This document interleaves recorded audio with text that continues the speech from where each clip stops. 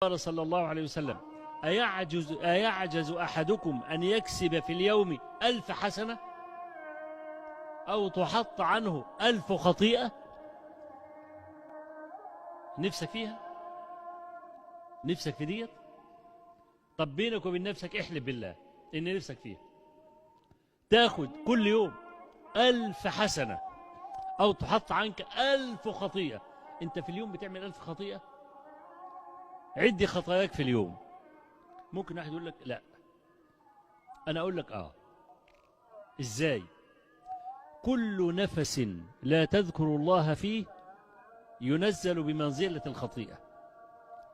قال صلى الله عليه وسلم: كل ساعة تمر بابن آدم لا يذكر الله فيها ندم عليها يوم القيامة.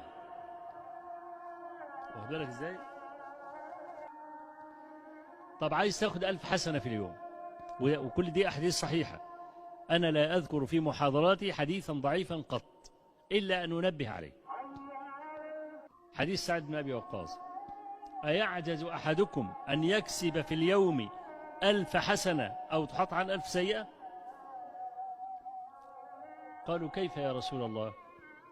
قال: يسبح 100 تسبيح، يأخذ 1000 حسنة أو تحط عنه 1000 سيئة.